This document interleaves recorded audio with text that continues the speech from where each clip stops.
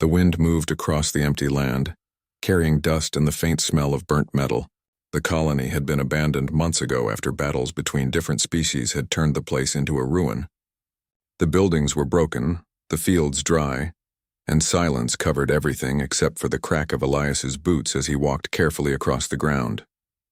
He was human, one of the few still brave or foolish enough to move through these lands to scavenge for supplies.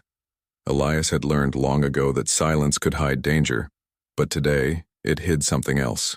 As he searched through the wreckage of a collapsed shelter, he noticed marks on the ground, dragging lines as if someone weak had tried to crawl. He followed them, not expecting much, but what he found stopped him where he stood. There, lying against a broken wall, was a figure unlike any human. Her skin was pale, almost gray with hunger, and her limbs too thin to carry her weight. Her large, dark eyes were half closed, her chest rising and falling with shallow breaths. She was not human. She was alien. For a moment, Elias considered turning away. Resources were scarce, and helping her could only make his own survival harder. But then he noticed the torn piece of cloth clutched tightly in her hand. It was too small for an adult, patterned with faint designs that looked like something made for a child. He frowned and looked around, searching for what she had left behind. He found it a few steps away. Half hidden under debris, wrapped in another piece of cloth, was a small infant. The alien child was tiny, with delicate features and eyes closed in deep, fragile sleep. Elias froze, his breath catching in his throat. The woman had not crawled here to save herself. She had tried to find help for the baby and collapsed along the way. And then, in her weakness, she had left the child behind, unable to carry it further. He crouched beside the infant, his heart beating faster. He could have walked away. No one would ever know. But as he looked at the baby's small chest rising and falling, a thought came to him. If he left, the child would die within hours. The mother was barely alive herself. His survival instinct told him to keep moving, to save only himself. But something deeper in him refused. He was human, and humans did not leave children to die alone. Carefully, he picked up the baby and carried it back to the mother. She stirred at the sound, her eyes opening wider when she saw the child in his arms. A weak sound escaped her throat, something between a cry and a whisper. She tried to push herself up, but her body failed. Elias set the baby down gently beside her, showing he meant no harm. He unfastened his pack and pulled out a small ration bar. It was not much, but it could give her strength. She looked at it with suspicion, then with shame, as though she did not deserve the gift. Elias broke the bar in half and placed it closer. She hesitated, then took it with trembling fingers. The way she ate told him she had not had food in days. The baby stirred and whimpered softly. Elias had no milk, but he crushed part of the ration and mixed it with water from his flask to create a thin paste. With care, he let the child taste it. To his relief, the baby swallowed slowly. The woman's eyes widened at the sight. She reached weakly for her child, holding it against her chest. Her lips moved, forming words in a language Elias could not understand. But he understood her look, the mix of gratitude and fear, the shame of having left her baby behind, and the desperate relief that it was still alive. Elias said nothing. He only nodded, making sure they both knew he would not walk away. For now, he built a small fire from scraps and watched the flames grow against the cold air. The alien woman lay curled around her child, her breathing still shallow but steadier than before. Elias sat nearby, his rifle across his knees, his eyes scanning the dark horizon. The world was dangerous, and traveling with a weak mother and an infant would be harder than anything he had faced before. Still, he felt something inside him shift. He had been wandering for so long, surviving only for himself, carrying no one's burden but his own. Now, without warning, he had taken on two lives that were not his own kind, not his own people, yet it felt right. His heart was heavy with the knowledge of how hard the road ahead would be, but lighter in a way he had forgotten. The wind blew again, carrying silence across the ruins. Elias adjusted his pack, checked the fire, and glanced at the two fragile lives he had chosen to protect. He whispered to himself, "We'll get through this." The woman could not understand him, the baby could not hear him, but his words were not for them. They were a promise he made to himself, a human promise that no matter how desperate the world became, he would not let them be abandoned again. Elias woke before the sun rose, his instincts sharpened by years of wandering dangerous places. The small fire had burned down to embers, but it had been enough to keep the cold night from freezing them. He checked his rifle, then looked toward the woman and her child. She was awake, sitting weakly with the baby in her arms, her wide, dark eyes fixed on him with a mixture of fear and watchfulness. He moved slowly, not wanting to startle her. She pulled the child closer to her chest as if he might take it away. Elias raised his hand slightly, showing he meant no harm, then poured water from his flask into a small cup. He placed it on the ground between them and pushed it toward her. For a long moment she did not move. Then with trembling fingers she reached out, lifted the cup, and drank. The silence between them was heavy. She did not understand his language, and he did not understand hers. Every sound she made was strange, soft yet sharp, like whispers mixed with clicking tones. But he could see meaning in her eyes. She was afraid, but she wanted to trust. Elias searched through his pack and found another ration bar. He cut a small piece, then offered it to her. She shook her head, pointing instead to the baby, her lips moving in a faint sound. Elias understood and nodded. He crushed the piece into crumbs, mixing it again with water to create a thin paste. The baby whimpered, then quieted as the taste touched its mouth. The woman's eyes softened as she watched. After feeding, the child fell asleep against her. Elias studied her more closely now. She was thin, too thin, her body weakened by hunger and exhaustion. Her clothes were torn and covered with dust, but there were faint patterns on them, delicate designs that hinted at a culture he knew nothing about. He wondered what her people were like, what had driven her to such a desperate state. The woman seemed to sense his thoughts. She touched the cloth wrapped around the baby and whispered something. Her tone was heavy with emotion. Elias could not understand the words, but he could guess the meaning. She was speaking of her child. Hours passed as the sun climbed higher. Elias knew they could not stay in the ruins for long. Raiders often moved through abandoned colonies, searching for survivors or scraps. If they stayed, they would be found. He needed to move them to safer ground, perhaps to the hills to the east where he had seen caves before. He packed his few supplies and then gestured for the woman to stand. She tried, but her legs shook and she sank back down, clutching the baby tightly. Elias frowned, then stepped forward and held out his hand. She looked at him, suspicion flashing in her eyes, but then she slowly placed her hand in his. With effort, he helped her stand. She was lighter than he expected, as if her strength had been drained completely. They began walking slowly. Elias carried his pack and sometimes supported her when she stumbled. The baby remained pressed against her chest, wrapped tightly in the cloth. They did not speak, but they did not need words. Their survival depended on each other now. By midday, the heat was strong, and Elias decided to stop near the shade of a broken transport vehicle. He let the woman rest, handing her another small portion of food. She hesitated before eating, always trying to save more for her child, but Elias insisted by gesturing firmly. She gave in at last, chewing slowly, her eyes glancing at him with something close to gratitude. As she ate, she studied him in return. She saw a man hardened by travel, his face marked by dust and fatigue, but his actions confused her. In her world, weakness was seen as failure. If a mother could not protect her child, others would not help. Yet here was a human, giving away food, carrying burdens that were not his. She did not understand it, and part of her feared it.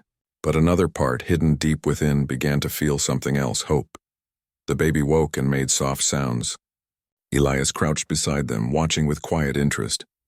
The infant reached out a small hand, brushing against his finger. Elias smiled faintly, a rare expression on his tired face. The woman noticed, and for the first time her lips curved into the shadow of a smile. It was brief, fragile, but real. When the sun began to fall, Elias signaled that they should keep moving. The hills were still far, but he wanted to reach higher ground before night. The woman nodded weakly, adjusting her grip on the baby, and followed him step by step. Their pace was slow but steady. As the evening shadows stretched, Elias glanced back at them often. He could see the struggle in her movements, the weight of exhaustion pressing on her, but he also saw determination. She would not give up again, and he realized something important. The fragile thread of trust between them had begun to grow stronger. She no longer looked at him only with fear. There was something else now, something that might one day become faith. When night came, they found shelter in a shallow cave. Elias started another small fire, the flickering light painting the stone walls. The woman curled close with her baby, keeping her eyes on him as though he were both a danger and a protector. Elias leaned against the cave wall, rifle resting across his knees, his thoughts heavy. He knew the road ahead would be filled with danger. Food was short, and raiders could appear at any time, but he also knew he had made his choice. He would not leave them. He would carry them both through this broken world, no matter how hard the journey became. And as he watched the baby sleep peacefully, he felt a quiet strength rise within him. For the first time in many months, Elias was not surviving only for himself. He was surviving for them too. The night passed quietly in the shallow cave. The fire's glow softened the hard edges of the stone, and the faint crackle of burning wood was the only sound besides the slow breathing of the alien woman and her child. Elias stayed awake for most of the night, his rifle across his knees, his eyes fixed on the cave's entrance. Sleep was dangerous out here. Raiders, wild animals, even the changing winds could bring trouble. But every time he glanced at the woman curled around her baby, he felt a renewed determination to stay alert. When dawn broke, he gently stirred the embers back into flame and warmed a small portion of food. The woman stirred as well, blinking tiredly but quickly checking the baby first. Elias watched her as she held the child close, rocking it with a soft sound that seemed almost like a song. It was strange and foreign, yet it reminded him of something he had heard long ago, his own mother humming when he was a child. The sound carried a tenderness that crossed the barrier of language. He placed food before her and gestured for her to eat. She hesitated as always before taking a small bite and saving the rest for the child. Elias shook his head, but he did not argue. He was beginning to understand her. Her people must have been different from his own. In her culture, perhaps sacrifice was not seen as love, but as duty. And leaving her child behind the day before must have been, in her mind, the only choice she had left. As they prepared to move again, Elias tried to explain through gestures that they were heading toward the hills. He pointed east, made walking motions with his fingers, and then drew a shape in the air like a cave. The woman watched carefully, her head tilting as though studying his intent. Finally, she gave a small nod. It was not full trust, but it was acceptance. The day's journey was slow. The woman's strength was still weak, and Elias often found himself supporting her when she stumbled. He carried his pack, his rifle, and sometimes even the child when her arms grew too tired. The baby seemed lighter than air, wrapped in cloth and held gently against his chest. He had never thought he would carry something so fragile in such a broken world, yet here he was, protecting life that was not even his own species. By midday, the heat pressed down on them. They stopped beneath the remains of an old transport tower, its metal frame twisted and half buried in dust. Elias searched the ground for anything useful. He found scraps of wire, a bent tool, and half a container that still held a little water. Every small thing mattered. The woman sat quietly with the baby, her eyes following him wherever he went. When he returned with the container, her expression softened. She reached out a hand, not for the water first, but to touch his arm lightly. It was the first time she had done so without fear. No words were exchanged, but the meaning was clear. She was beginning to see him as something other than a stranger. They continued walking until the sun dropped lower. As they climbed higher toward the hills, the land grew quieter. The ruins were fewer here, and the air smelled faintly cleaner. Elias felt relief, though he kept his guard sharp. Danger could appear anywhere. That evening, as they settled in another sheltered spot among rocks, Elias tried something new. He pointed at himself and said, "Elias." He repeated it slowly, tapping his chest. The woman looked puzzled at first, then repeated the sound clumsily. Yaz. It was not perfect, but it was close. Encouraged, he pointed at her. She blinked, then placed a hand on her chest. "Sarai," she whispered in her strange voice. Elias nodded, repeating softly, "Sarai." The sound of her name carried weight, as though it belonged to something delicate yet strong. The moment was small, but it felt important. They were no longer complete strangers. They had names. That night, Sarai seemed less guarded. She fed the baby while glancing at Elias, not with fear but with curiosity. She watched how he kept the fire steady, how he placed himself near the cave entrance as a shield, how he divided the food so that she and her child always had more than him. Her people, she thought, would not have done this. In her world, survival came before compassion. Yet here was this human giving away what little he had. Elias in turn found himself studying her. Even in weakness, she held her child with fierce determination. He thought of her decision to leave the baby behind, and he no longer saw it as failure. He saw it as desperation born of love. She had given up hope of living herself, but had wanted the child to have a chance. That choice was not weakness, it was strength of another kind. As the fire crackled low, Elias whispered to himself, "We'll make it." Sarai could not understand the words, but when she glanced at him, she felt the promise behind them. The night grew colder, and the stars shone bright above the broken world. In the quiet, Elias realized something. This was no longer just survival. This was something larger, something that touched the heart of what it meant to be human. He was not carrying them because it was easy or logical. He was carrying them because it was right, and for the first time in years, he felt less alone. The days of travel had been hard, but Elias felt that Sarai was slowly gaining strength. She was still thin, still fragile, yet there was more determination in her steps than before. The baby, though small, seemed stronger too. Its cries were louder, and it clutched at Elias's fingers whenever he helped feed it. For a time, Elias almost allowed himself to believe they might reach safety without trouble. But the world rarely allowed such peace. It was in the late afternoon, when the sun stretched long shadows across the hills, that Elias noticed movement. He stopped, raising his hand for Sarai to halt. She clutched the baby tighter, eyes wide, and followed his gaze. Far in the distance, dark shapes moved along the broken land. They were not animals. The glint of metal in the fading light told him what he already feared. Raiders. They were scavengers, survivors like him, but unlike him, they hunted the weak instead of protecting them. Elias's stomach tightened. He had crossed paths with their kind before. They traveled in packs, taking whatever they could, food, supplies, even lives. And now they were heading this way. Elias pulled Sarai into the cover of rocks. She crouched low, shielding the baby, her eyes full of fear. He gestured for silence, then studied the land. The raiders were too far to see clearly, but their direction was certain. If he stayed still, maybe they would pass. But luck was thin in these lands. As minutes passed, the raiders drew nearer, their laughter and rough voices carried by the wind. Sarai trembled. She whispered sounds Elias could not understand, but he guessed her meaning. She was asking what would happen if they were found. He did not answer. Instead, he checked his rifle. The magazine was not full. He had only a few rounds left. Not enough for a fight, but maybe enough to scare them, maybe enough to buy time. The raiders drew closer. Elias counted at least 5.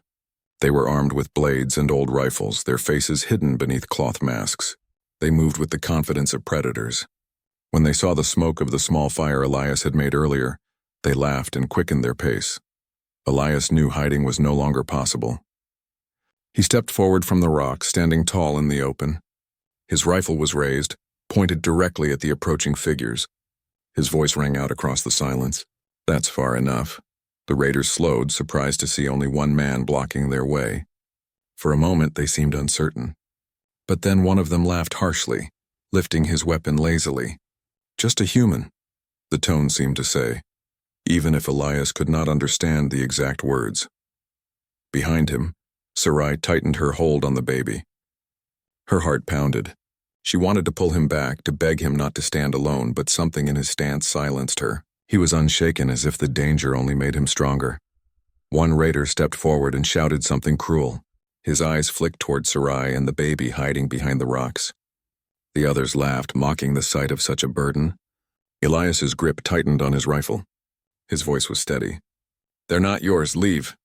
The raiders spread out, circling slowly. Elias fired once into the dirt, the sound cracking like thunder across the hills. Dust leapt from the ground where the bullet struck. The raiders stopped, their laughter fading. They realized the human was willing to fight. But Elias knew fear would not hold them for long. He had to be clever. He stepped back, closer to the rocks where Sarai hid, keeping the rifle steady. "Run when I tell you," he whispered without looking at her. She could not understand his words, but she understood his tone. The raiders shouted again, raising their weapons. Elias fired a second shot, this time striking the metal frame of an old tower nearby. The sound echoed loudly, like more guns than he actually had. The raiders paused, uncertain if he had allies hidden nearby. Elias used that moment. He shouted a loud cry filled with anger and fired another shot into the sky. The raiders flinched, looking around nervously. For all their cruelty, they were cowards when danger was unclear. With curses and gestures, they began to back away. One spat on the ground, but none of them dared rush forward. At last, they turned and retreated into the distance, their shapes melting back into the shadows of the land. Elias stood still until they were gone. Only then did he lower his rifle, his breath heavy but controlled. Sarai crawled out from behind the rocks, clutching the baby tightly. Her eyes were wide, filled with something new, something beyond fear. She looked at Elias as if seeing him for the first time. He had stood against 5 armed raiders with nothing but courage and a half-empty rifle. He had chosen to risk his life for her child, a child not even of his blood. She whispered his name softly, as if testing it on her tongue. Elias, he looked at her, weary but calm. We're safe. For now. The words were meaningless to her, but his steady voice was enough. As night fell and they made their way deeper into the hills, Sarai held her child closer, her thoughts heavy. Her people would have abandoned her long ago, yet this human had not only protected her, he had fought to keep her baby safe. She could not understand why, but she felt the truth pressing deep inside her heart. Elias was not like the others, and perhaps neither was humanity. The night after the raiders left was colder than the others. The fire burned weakly, its flames dancing against the stone walls of the small hollow where Elias had guided them. The baby slept, wrapped warmly in cloth, its tiny breath steady and soft. Sarai sat close, her thin arms around her child, her dark eyes reflecting the firelight. Elias sat a little distance away, leaning against the wall with his rifle beside him, silent and thoughtful. For a long time there were no words, only the crackle of the fire and the sigh of the wind outside. But Sarai's gaze never left him. She remembered the way he had stood against the raiders, his body between danger and her child, his voice strong when theirs was cruel. She remembered the sound of his rifle, the echo of his courage. Something inside her shifted, something she had been carrying since the moment she had left her baby behind. Slowly, she spoke. Her words were soft, her language filled with strange sounds and clicks, but Elias turned toward her, listening. She touched her chest. Sarai, she said, reminding him of her name. Then she touched the baby's cloth and whispered another name. Elias repeated it as best he could, his voice clumsy but gentle. The attempt made her eyes glisten. She went on, speaking haltingly, using her hands to shape meaning where words could not reach. Elias watched carefully, following the motions. She pressed her palm against the ground, then raised it upward as if lifting something heavy. Her face twisted with pain and her voice grew tight. She mimed leaving something behind, her hand opening, her body trembling. Then she clutched at her chest as if breaking. Elias understood. She was telling him about the day she had left her baby. Shame was carved into her movements, into her eyes. She had been too weak, too hungry, too desperate. In her world, survival was harsh. Her people did not forgive failure. She had believed the only way to give her child a chance was to let go. Yet the guilt of that choice had torn her apart.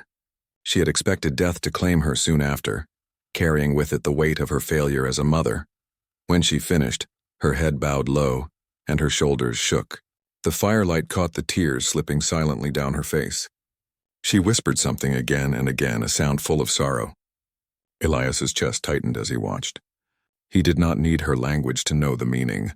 She was saying she was sorry. He moved closer, careful not to startle her. For a moment, Sarai looked at him with fear, as if she expected judgment or rejection, but Elias only shook his head gently. No, he said softly, though she could not understand. He touched his chest, then pointed to her and the baby. He repeated the gesture again, slower this time. His eyes held no anger, only calm strength. Sarai blinked, confused at first, then slowly realized what he meant. He was telling her she was not weak, not a failure, that she and her child were worth carrying forward, that leaving the baby behind had not been cruelty, but desperation born from love. Her tears fell harder, but her body eased as though a heavy weight had been lifted. She let out a broken sound and pressed her forehead against her child's small head. For the first time since their meeting, she did not try to hide her weakness. She let it show. Elias did not look away. He knew in her culture vulnerability might be seen as shame, but to him, it was strength. To admit fear, to admit guilt, and yet still fight forward. That was what kept people alive. That was what kept them human, or perhaps more than human. He reached into his pack and pulled out his last full ration bar. Without hesitation, he broke it in half and offered one piece to her. She looked at it, startled. He had shared before, but this was different. This was the last of his food until they found more. She shook her head quickly, pushing it back toward him, but he insisted, his hand firm. At last, she accepted. Her hands trembling, she ate slowly, then broke off a tiny piece and placed it against the baby's lips. The child stirred and swallowed. Elias smiled faintly at the sight. He had given away his last food, but in return he had seen something more valuable, Sarai's first act of hope. Later, as the fire dimmed, Sarai lifted her head. Her eyes still shone with tears, but there was light in them now. Not only sorrow. She looked at Elias and whispered his name softly as if it carried new meaning. Elias. The sound was no longer just a word. It was trust. He nodded, resting his rifle beside him, and leaned back against the wall. The night outside was still dangerous, the future still uncertain. But inside the hollow, something had changed. The wall between them had begun to break. They were no longer simply a human and an alien bound by chance. They were companions on the same road, carrying the same fragile hope. Sarai looked down at her child and then back at Elias. She did not know where the path ahead would lead. But she knew this. She was no longer alone in carrying her child's life. A human had chosen to carry it with her. And for the first time since her world had collapsed, Sarai believed they might actually survive. The morning after Sarai had shared her story, the air felt lighter between them. The fire had died down and the cold pressed in, but there was something new in their silence. Elias rose early, his pack on his shoulders, ready to move. Sarai followed closely, her child held tight against her chest. She did not look at him with fear anymore. There was still caution, but it was different now, mixed with trust. The journey ahead was not easy. The land stretched out wide, filled with broken ruins and scattered metal. Strange shapes moved in the distance, too far to see clearly. Sometimes they were shadows that vanished as quickly as they appeared. Other times, Elias thought they were real. Perhaps hunters, perhaps raiders. He kept his rifle ready, eyes sharp. Sarai walked beside him, her steps careful but steady. She no longer lagged behind as before. She watched the horizon with him, alert, as though she had decided this road was hers too. The baby stirred often, hungry and restless, but Sarai always calmed the child with soft sounds, pressing her face close. Elias found himself listening to her voice. He did not understand the words, but the melody carried warmth, as if she was weaving strength into the air. By midday, they climbed a ridge. From the top, Elias stopped and stared. Far in the distance, rising above the ruined earth, a faint line of towers shimmered. His heart quickened. It was not a mirage. It was the human outpost. He had never been so relieved to see the silver-gray spires and the faint glimmer of shields flickering in the sun. He pointed, excitement breaking through his calm voice. There, we're close. Sarai followed his finger and saw the towers too, her face filled with wonder. Her people had spoken of human settlements, but she had never seen one. To her they looked strange, almost unreal, giant walls rising from the broken ground guarded by shining lights. She did not know if those walls meant safety or danger for her kind, but she saw Elias's eyes. He trusted the place. And for her that was enough.